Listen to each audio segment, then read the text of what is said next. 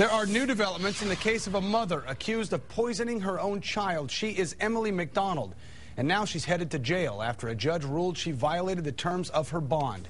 McDonald, who is charged with smearing her 3-year-old daughter's CV line with feces last year in a hospital, was not supposed to have any contact with children, but was found violating that bond during a surprise visit from a CPS worker.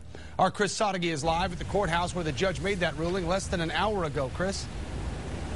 Well, McDonald's lawyer tried to argue about the interpretation of the no contact provision, but the judge ruled that no contact means no contact. There is no room for interpretation, and the 24-year-old Emily McDonald was staying at her parents' home in Manor, a home where her nieces and nephews would commonly visit, and when they were paid a surprise visit from a CPS worker on July 20th, that worker observed McDonald near one of her 3-year-old nieces and saw McDonald tell the niece, "Now that you're awake, I have to go upstairs." Defense attorney Bob Phillips argued that pretrial services and CPS were aware of that living arrangement and had said McDonald was in full compliance with the bond, but Judge Julie Kosurik says that interpretation is absurd, that this was a strict provision that was violated. McDonald was cuffed and taken into custody after that ruling, a ruling that her attorney obviously disagreed with.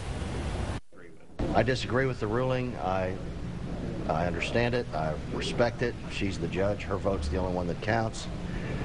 You could hear from the pretrial services officer how they interpreted the no contact rule, and in my mind anyway, it had not been violated. And Phillips says it is much harder to prepare for a trial when the defendant is behind bars. A pretrial hearing has been set for October. We're live downtown. Chris Sadeghi, KXAN, Austin News.